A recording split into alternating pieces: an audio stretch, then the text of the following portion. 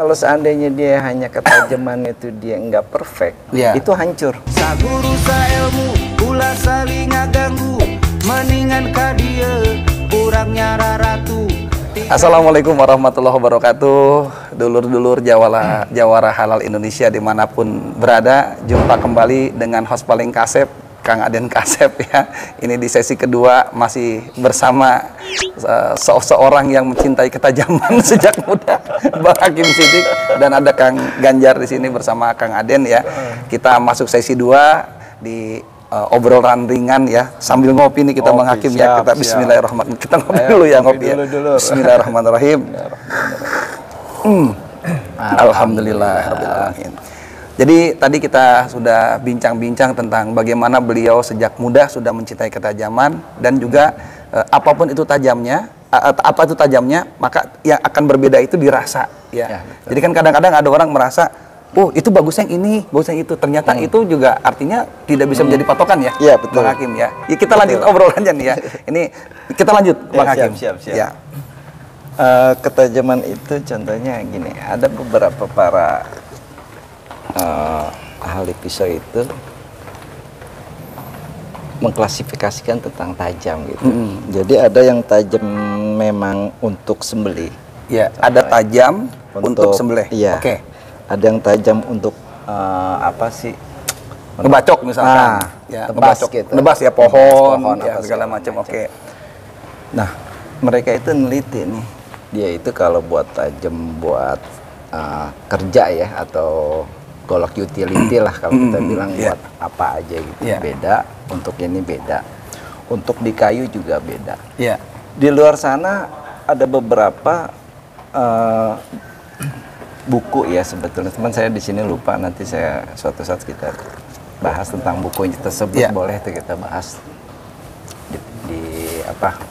Di pertemuan atau di jadi urusan ketajaman ternyata ada sanatnya juga. Ada. Nah, mereka itu banyak menulis tentang itu. Yang satu sebetulnya di kayu. Di kayu. Oke. Jadi yang penulisnya itu satu dari woodworking, yang satu dari slaughter daging. Ya. Daging. Oke. Ya. Nah, buku itu dulu di luar sana itu bukunya mungkin sekarang udah bisa dibaca. Tapi banyak yang salah nih. Jadi dia baca buku yang seharusnya dia baca buku tentang slaughter diterapkan untuk dia buat nebas. Iya gitu. Atau sebaliknya. Gitu. Pernah ada beberapa kasus dibilang, "Enggak Bang, saya berdasarkan buku ini." Lihat dulu pembukunya itu. Ininya siapa? Apa namanya? Backgroundnya apa? Backgroundnya. Dia nulis itu seperti itu tentang woodworking. Jadi untuk woodworking untuk ini beda gitu. Semacam ini ya, apa? Patung itu kan. Iya, kayak pisau pahat. Saya gitu. Atau kan dia perlu itu karena semakin ketajamannya dia seorang woodworking setelah mahat, dia itu enggak kecungkil gitu. Bukan rata gitu. Kita mengukir itu kan tanpa diamplas kan. Oke. Kita buat mahat ukiran itu. Nah, kalau dia tajam dia langsung mengkilapkan. Enggak hasilnya enggak kasar gitu. Nah, kalau untuk di daging, gimana dia bisa slice tipis gitu. Contohnya kita di negara Jepang gitu, mereka sangat peduli tentang ketajaman karena memang ada budaya makannya dia. Sedangkan di kita nggak ada budaya itu karena ya udah kita motong kasar aja gitu. Makan sushi itu ya. Kenapa di sana memang banyak ahlinya ngasah? Karena dia dituntut untuk makannya dia memang cenderung mentah. Masak lama. Jadi dia itu untuk contohnya gitu, untuk makan aja ribet ya kalau bahasa kita ya. Dia mesti di slice tipis gitu. Nah, mereka itu lebih lebih teliti di hal itu. Karena kalau seandainya kayak bikin sushi ya, itu kalau seandainya nggak tajam hancur udah. Hancur betul. Dagingnya hancur, yang seperti kita ketahui tipis kan tipis itu ya, benar. Makanya di setiap tahun itu ada perlombaan kayak seperti itu. Nah, bara maker sama chef ya namanya ya istilahnya, dia tuh sangat kerjasama gimana nih supaya kerjaan saya nih terbantu lah ya dengan alat itu. Akhirnya gitu deh Makanya banyak juga orang yang lihat standarisasi Jepang atau standarisasi Eropa gitu. Iya. Tapi memang itu dia. Kalau wilayah-wilayah negara yang memang mengharuskan dia menggunakan pisau yang tajam, nah itu boleh diikutin gitu pola atau caranya. Tapi kalau seandainya ini ada nih yang ngikutin, sebetulnya dia buat ketajaman itu bukan buat sembelih, tapi buat umum.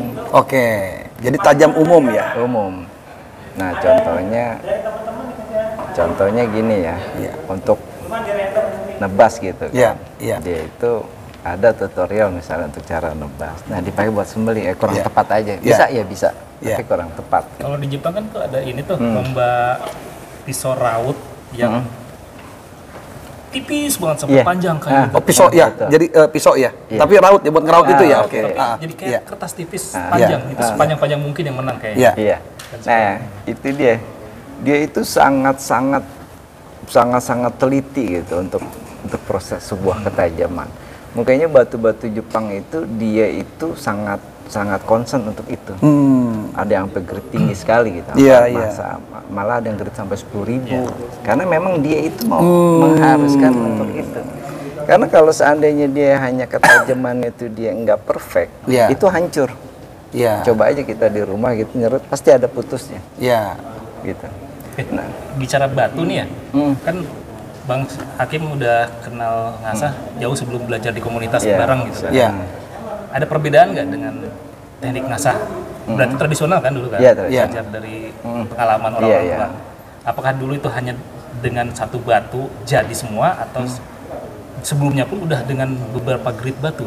Nah sebetulnya dulu nggak kenal grid ya, sebetulnya dulu sih memang nggak ada grid ya, nggak tahu bahasa grid itu di kemudian hari pas kita di Forpis, oh ada nama kerennya nih, grid gitu. Dulu kita taunya batu kasar sama batu halus. Oh, batu kasar, batu halus. Oke.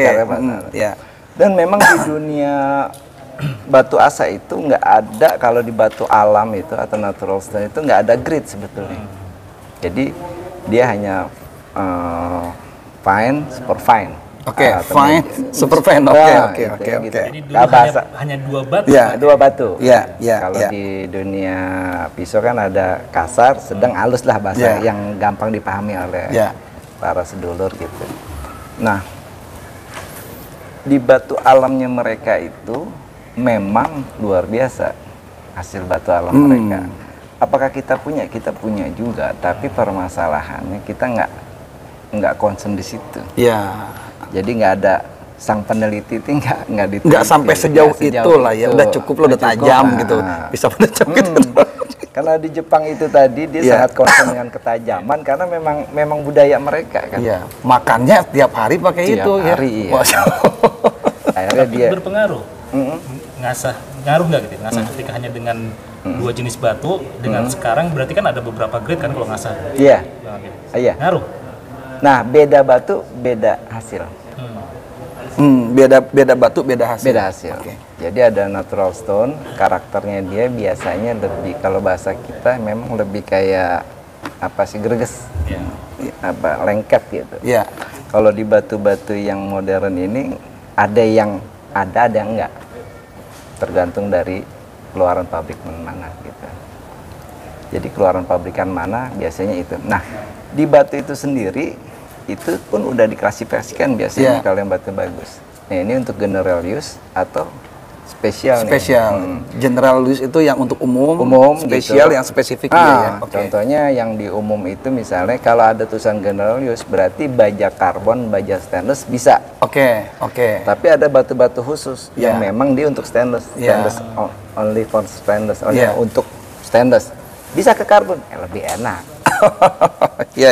Tapi kalau yang general use untuk baja-baja stainless, nah ini banyak nih orang ada kendala kan, bang kok gue ngasah di stainless kurang gigit enak gitu ya mungkin itu batunya memang itu dia pakai yang general use memang lebih lama dan lebih lama tajamnya lah bahasanya gitu.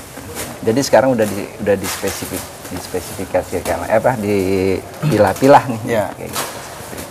Kalau berdasarkan Bang Hakim Sidik sendiri, secara ngasah nih versi bangsa. Ya, kita tidak ngelihat versi orang. Oke. Kalau dari pengalaman, kemudian pernah menjalankan, dari versi Hakim Sidik sendiri ngasah itu bagaimana? Iya. Nah, kita mulai mengerucut nih. Ya. Tadi kita masih ngomongin umum dulu ya. Oke. Pertama kali untuk para pengasah, satu kenalin dulu bajanya. Nah, kenalin materialnya dulu. Kenalin baja nih ya. Kelihatannya masih penasaran. Ya, kita yang masih penasaran sama obrolan kita nih. Luar biasa nih ngobrolnya ya.